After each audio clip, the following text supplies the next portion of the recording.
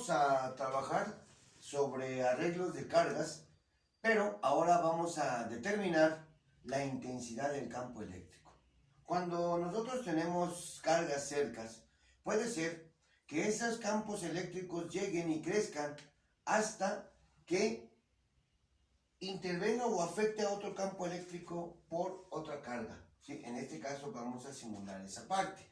Vamos a pensar que, por ejemplo, esta carga pues me va a generar un campo eléctrico a su alrededor, pero este campo eléctrico va a crecer, va a crecer, va a crecer, ¿sí? Hasta donde llegue su intensidad de la carga. Pero lo mismo va a suceder con esta otra carga, va a generar un campo eléctrico a su alrededor y va a crecer, va a crecer, va a crecer, y este campo eléctrico va a interactuar con el campo de la carga número 2, ¿sí? Ahora nosotros queremos saber si este campo eléctrico está interactuando en este punto, si ambos campos eléctricos de las cargas están interactuando en este punto. Para eso nosotros vamos a determinar, ¿sí?, la intensidad de campo eléctrico resultante que hay en este punto, y debemos de checar qué intensidad de campo eléctrico le genera esta carga y qué intensidad de campo eléctrico le genera esta otra carga, ¿sí?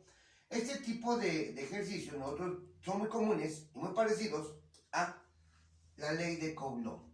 Es más, la intensidad de campo eléctrico para cargas puntuales se representa con la siguiente ecuación. Para el aire o el vacío, la constante de Coulomb por el valor de la carga entre la distancia que hay desde la carga hasta un punto. ¿Qué punto? El que yo quiero calcular mi intensidad de campo eléctrico. Este va a ser la intensidad de campo eléctrico. Ok, ahora vamos a hacer algo que pocas personas les gusta hacer, ¿sí? Que es el diagrama vectorial, y que es ahí donde demostramos si estamos aprendiendo el concepto de la intensidad de campo eléctrico o simplemente estamos desarrollando y siguiendo pasos. Nosotros nos dice que determinemos la intensidad de campo eléctrico resultante en este punto P. Bueno, pues en ese punto P nosotros debemos de colocar una carga de prueba. Y una carga de prueba es una carga pequeñita con signo positivo, ¿sí? Con signo positivo, que solamente se utiliza para poder encontrar la dirección y el sentido de los campos eléctricos, ¿sí? Y una vez que colocamos esa carga de prueba imaginaria, ¿por qué imaginaria? Porque su magnitud de carga es 0. Solamente se utiliza para saber cómo va a actuar mi intensidad de campo eléctrico en este punto, ¿sí? Para eso vamos a decir que vamos a aplicar y vamos a unir por pares, primero con la carga número 2, ¿ok?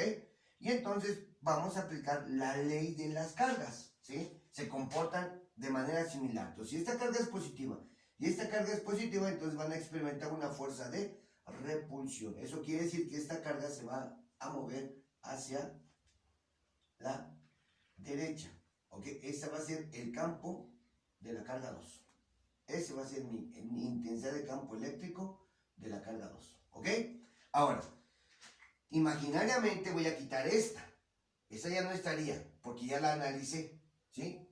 Bueno, si yo quiero encontrar la intensidad de campo eléctrico, pues aquí aplico mi ecuación, que ahorita vamos a hacer.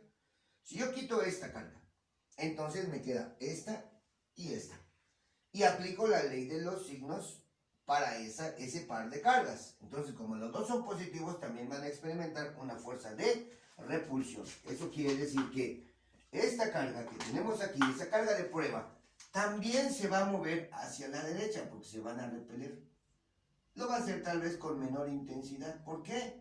Porque se encuentra muy lejano, aunque esta carga es mucho más grande. Habrá que ver que el cálculo nos lo va a decir. Pero su dirección y sentido va a ser hacia la derecha también. Campo 1, derecha, campo 2, también hacia la derecha. Y eso solamente me lo va a decir este análisis que acabamos de hacer, ¿sí? Ya con ustedes, con la experiencia, nada más ven las cargas y van a hacer su análisis inmediatamente mental y lo van a encontrar, ¿sí? Entonces no tiene nada de dificultad, ¿ok? Ahora bien, vamos a encontrar la magnitud de estos campos eléctricos, ¿sí?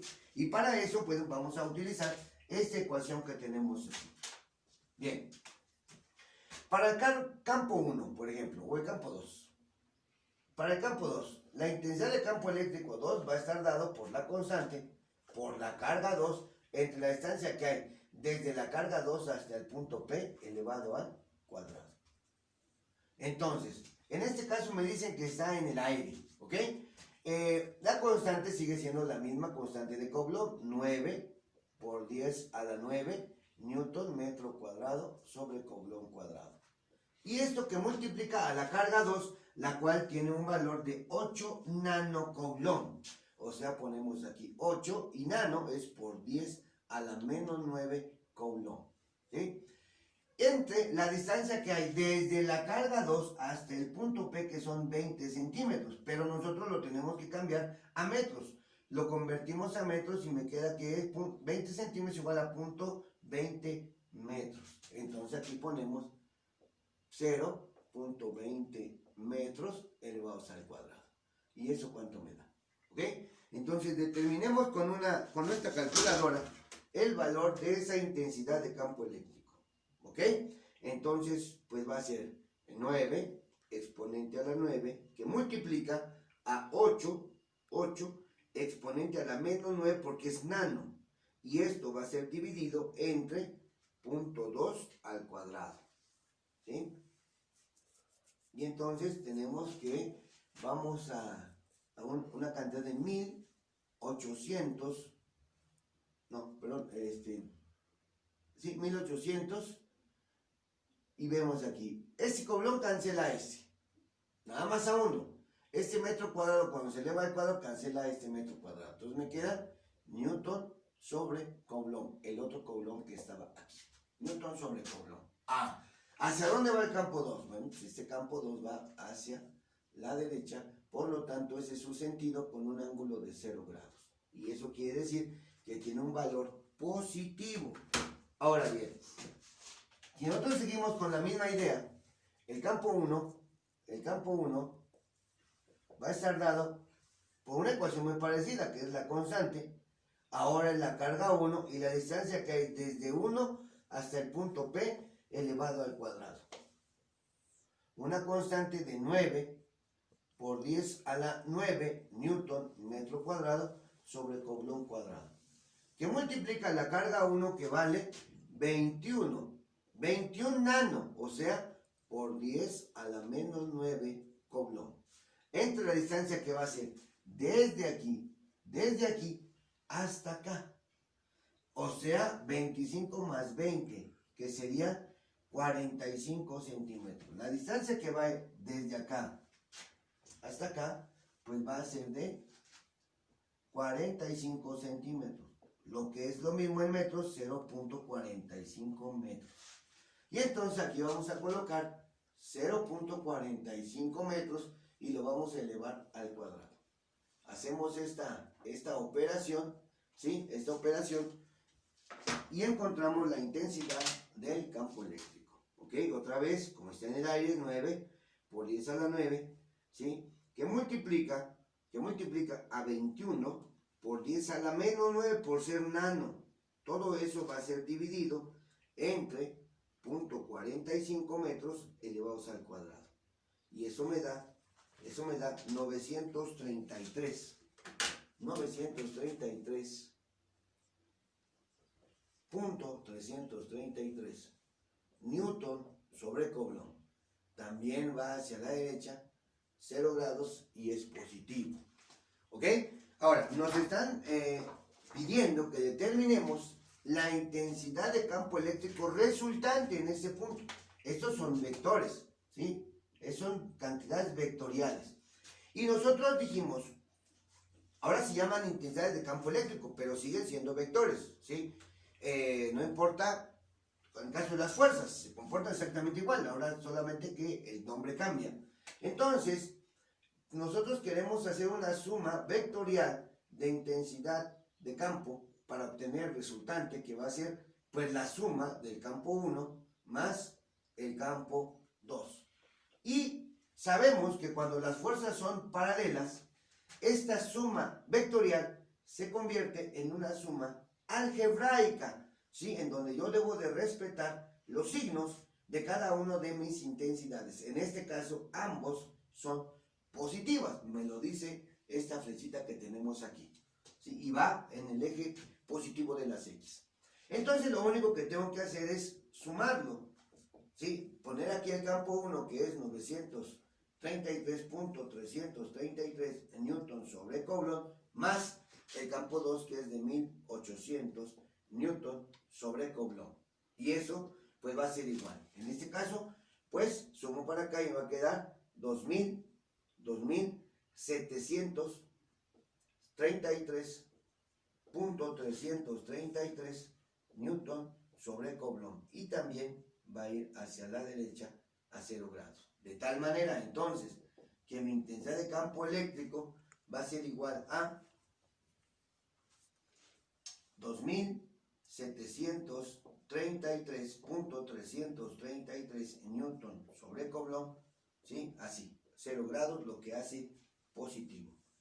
Si ustedes se fijan, se hizo exactamente igual cuando las fuerzas eléctricas son paralelas, ¿sí? Lo único que cambió es la ecuación, que ahora es para la intensidad de campo eléctrico, ¿ok? Y de esta manera, o sea, que exactamente en las mismas situaciones que la fuerza eléctrica, pues se va a tener la intensidad de campo eléctrico, solo que esta carga que tenemos aquí es imaginaria, en realidad no existe. Yo solamente la usé para encontrar la dirección de mis campos. ¿Estamos de acuerdo? Bueno, aquí tenemos otra problemática parecida, pero tenemos diferente arreglo. En los diferentes arreglos lo único que va a cambiar es que los vectores van a ser diferentes, ¿sí? Y eso me va a indicar el método de solución, pero el procedimiento, ¿sí?, es exactamente el mismo. Es decir, ya tenemos nuestra problemática y nos dice que encontremos la intensidad de campo eléctrico resultante en el vértice faltante de carga. Aquí tengo un triángulo rectángulo, ¿sí?, en donde me colocaron carga en estos vértices, pero aquí no. Y es que aquí me están pidiendo que yo determine la intensidad de campo eléctrico resultante. Bueno, pues entonces yo lo quiero determinar aquí voy a colocar una carga de prueba imaginaria. Esa no existe, yo la puse. Y solamente me va a servir para identificar hacia dónde van a estar mis vectores, ¿sí? Entonces, otra vez, exactamente igual que en la ley de Coulomb, voy a hacer pares, pero ahora siempre voy a involucrar mi carga de prueba, ¿sí? Y entonces este va a ser mi primer grupo, en donde yo observo que las cargas son iguales, por lo tanto van a experimentar fuerzas de repulsión. Y esta carga de prueba, como es diminuta, pues va a salir disparada muy rápido hacia esta dirección. Esta va a ser ahora la intensidad que genera la carga 1, por eso le pongo E1, ¿ok? Ahora, en este caso, esta es la carga, es negativa y esta es positiva. Y para encontrar la dirección del campo yo tengo que utilizar la ley de las cargas. Entonces, signos contrarios se atraen. Eso quiere decir que esta carga de prueba se va a mover hacia la izquierda, así. ¿Por qué se va a mover? Bueno, en realidad no, esta carga de prueba es imaginaria. Lo que me está indicando aquí es que las líneas del campo eléctrico en este punto van a tender a irse hacia la carga 2. Así va a ser la intensidad de campo eléctrico de esta carga 2 en este punto P. Y aquí así es la intensidad de campo eléctrico de esta carga 1 en este punto P. ¿Estamos? Bueno, pues ahora vamos a determinar con nuestra ecuación de intensidad de campo eléctrico, que es la constante, la carga y la distancia que hay desde la carga hasta el punto al cuadrado. ¿Ok? ¿Qué constante? Pues es la de Coulomb. Esa va a depender del medio ambiente. Recuerden que si en el ejercicio no nos dicen dónde están colocados, yo voy a tomar por default que mi constante es el aire vacío, o sea, 9 por 10 a la 9 newton metro cuadrado sobre Coulomb cuadrado. Si mi ejercicio me dice que este ambiente ya no es ni el aire o el vacío, yo tengo que calcular este valor de carga, ¿sí? Bueno, en este caso vamos a tomar por default aire vacío y vamos a empezar calculando el campo eléctrico en el punto 1, ¿no? Entonces, el campo eléctrico en 1 va a ser igual. ¿A qué? Pues a mi constante por la carga 1 entre la distancia que hay desde la carga 1 hasta el punto P elevado al cuadrado. Eso va a ser igual a 9 por 10 a la 9 newton metro cuadrado sobre coulomb cuadrado, ¿sí? Que multiplica la carga 1 que ahora vale 12. Nano también, 12 por 10 a la menos 9 porque es nano coulomb. Y la distancia que hay de la carga 1 hasta el punto P, que son 17 centímetros, que es igual a 0.17 metros. Entonces aquí ponemos 0.17 metros y esto lo elevamos al cuadrado. Y entonces eso me va a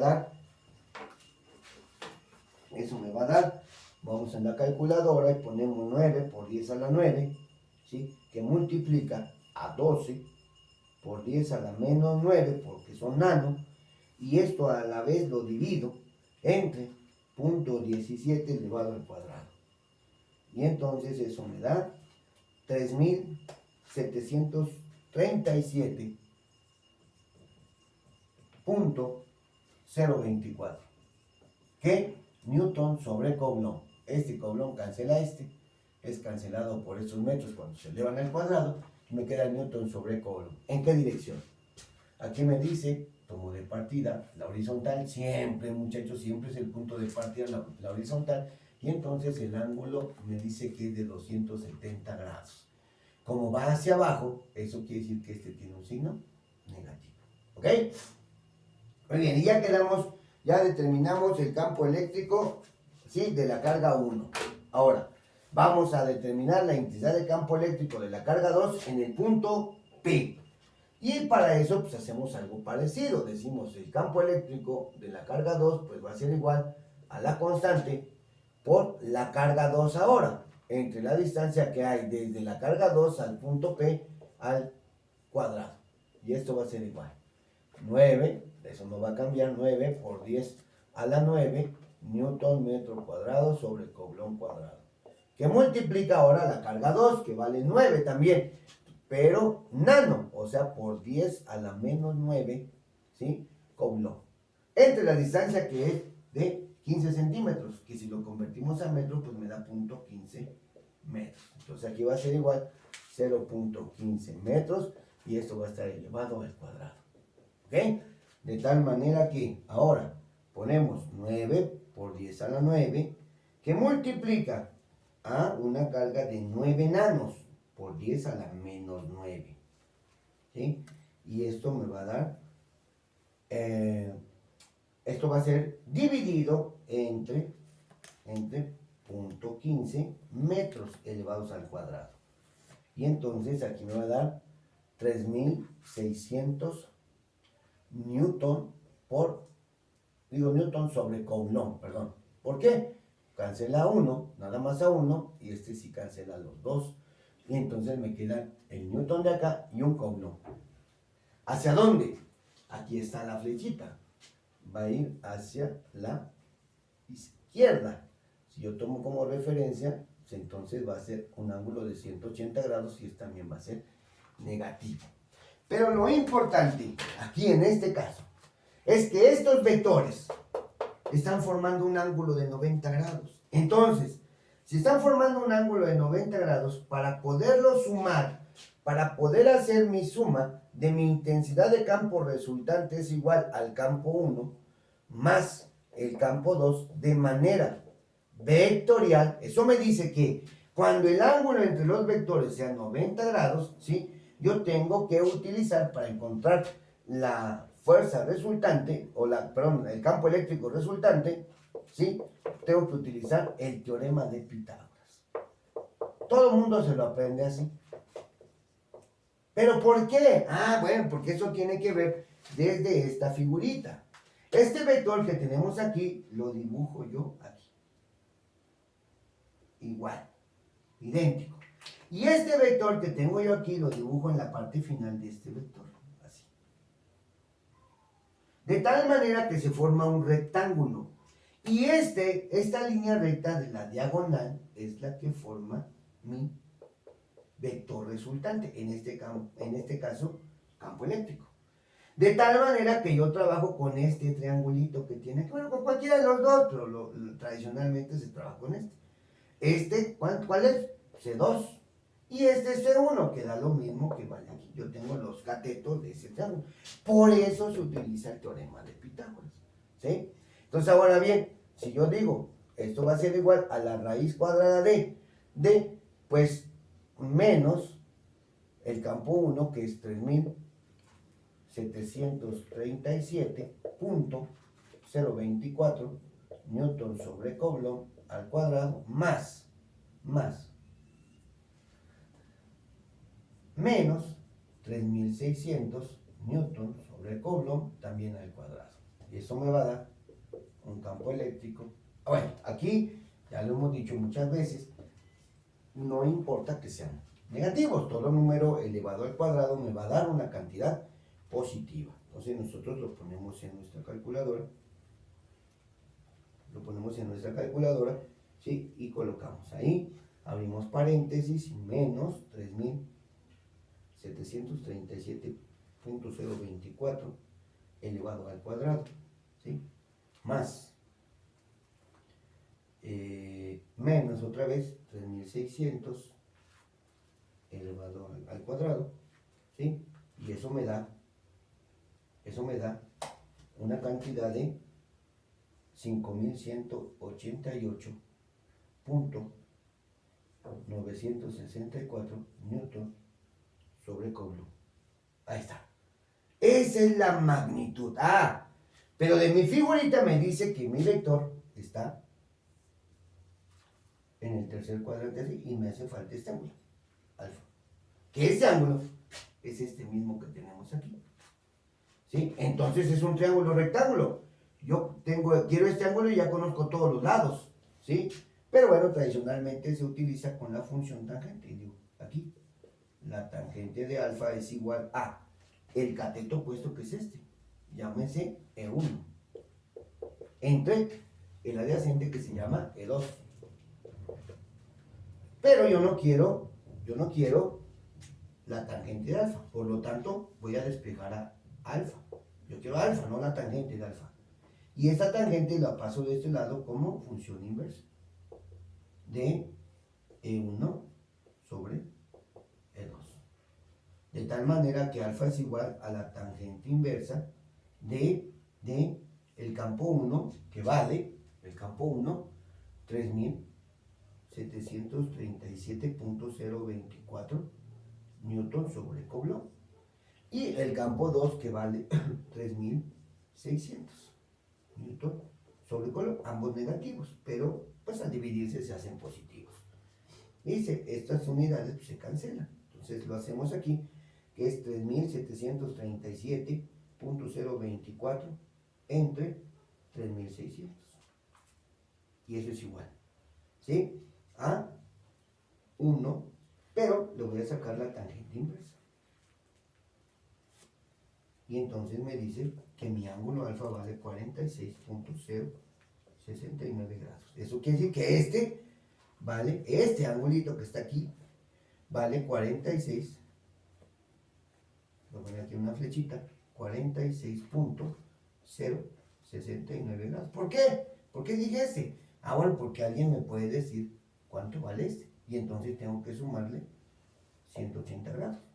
180 grados más 46.069, pues me va a dar 226.069. Y también es correcto.